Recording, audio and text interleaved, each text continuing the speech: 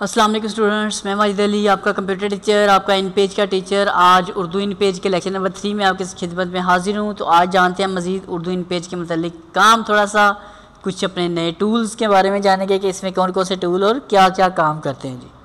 Control N कर रहा हूँ मुझे एक नया पेज लेने के लिए। उसके अंदर आज हम बारी सीखते हैं टूल्स की।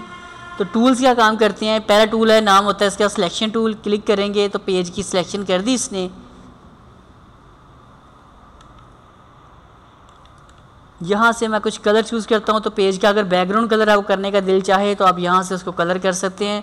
ऊपर साथ बना आ रहा है इसका बॉर्डर का स्टाइल। तो ये देखिए, अगर मैं रेड कलर तो ऑलरेडी आ रहा है, हम कोई और कलर ले लेते हैं। मैजेंटा कलर किया तो उसने कुछ बॉर्डर सा बना हुआ डिस्प्ले किया, लेकिन नज़र नहीं आया।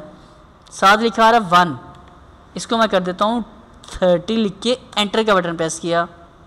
ओके, और ऊपर आ रहा है इसकी लाइन का स्टाइल्स कौन सा होना चाहिए। एक स्टाइल चूज़ किया। जैसे ही मैंने स्टाइल अप्लाई किया, क्योंकि पहले था नन कि स्टाइल ना दिखाओ, मैंने कहा ये नन का मतलब होता है कि स्टाइल उधर से लगाया जा रहा है लेकिन नज़र आपको नहीं आ रहा। यहाँ से आपने कोई स्टाइल चूज़ करना है, ये देख रहे हैं। अब इसका 30 जो आ रहा है, अगर मैं कम करता हूँ, मैं कह देता हूँ 30 की जगह पर 10, 1 0 एंटर किया। ये देखिए बॉर्डर का साइज़ थोड़ा सा छोटा हो गया। साथ ही आप अपनी मर्ज़ी का कोई स्टाइल चूज़ कीजिएगा तो ये आपको नज़र आ जाएगा। कलर में यहाँ से हमने चूज़ किया था, जो भी आ रहा है तो वो कलर आपके बॉर्डर के ऊपर भी नज़र आना शुरू हो गया। मतलब सिलेक्शन टूल का काम है पेज की सिलेक्शन करना। कोई ऑब्जेक्ट अगर इसके ऊपर क्रिएटेड है तो उसकी सिलेक्शन करके उसकी मूवमेंट करवाना, ये इस टूल का काम है। अब अगर मैं यहाँ क्लिक करके कुछ लिखने का मेरा दिल चाहता है, मैं कुछ लिख रहा हूँ तो मुझसे लिखा नहीं जा रहा। अगर कभी आपके साथ भी ऐसा हो जाए, आप लिखने की कोशिश करें, आपसे लिखा ना जाए, तो आप क्या कीजिएगा, आपने ये टूल है हमारे पास। इस टूल का अंदर काम क्या है जी, नाम है इसका आई बीम टूल। आप इस आई बीम हैंड वाले टूल पे क्लिक करके पेज पे क्लिक करके अपनी मर्ज़ी का कुछ भी टेक्स्ट लिखवा सकते हैं। मैं साइज़ थोड़ा बड़ा कर लेता हूँ।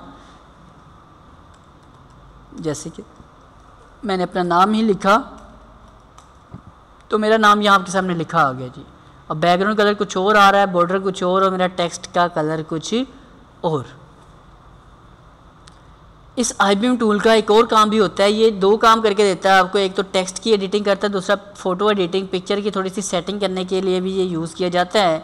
तो क्या इसके यूज़ है पिक्चर एडिटिंग वाला, वो भी साथ ही देख लेते हैं आज ही। तो ये मेरे पास नीचे जिन बॉक्सेस के ऊपर क्रॉस बने आ रहे हैं, तीनों के ऊपर आपने तीनों बॉक्स कर लेने ड्रॉ। 1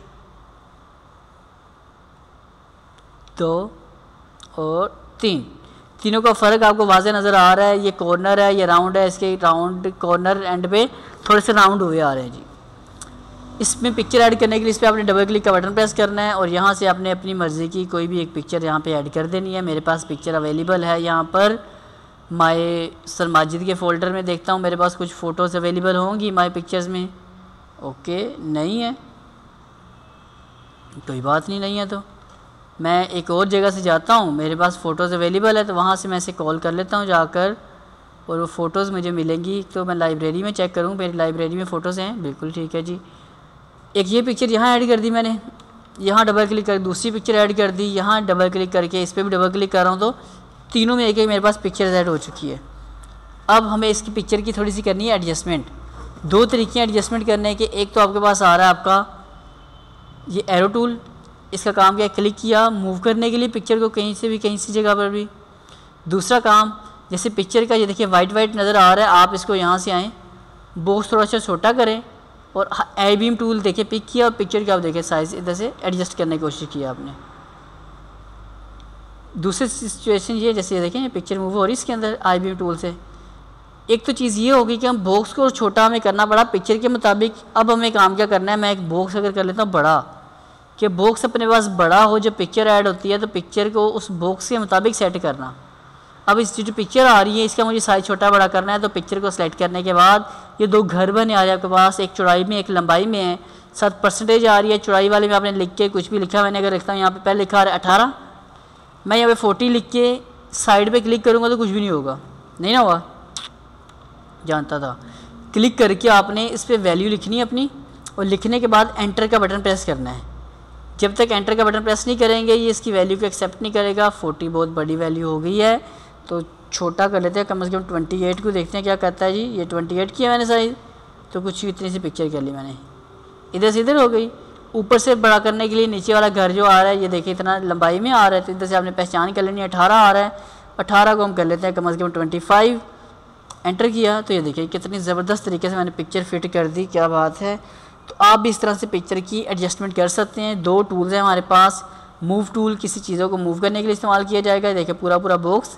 आई बीम टूल लेंगे, एक तो इससे आप टेक्स्ट कहीं क्लिक करके लिख सकते हैं, दूसरा किसी जगह पे पिक्चर को क्लिक करके भी उसको मॉडिफाई, उसकी रीसाइज वगैरह उसकी की जा सकती है।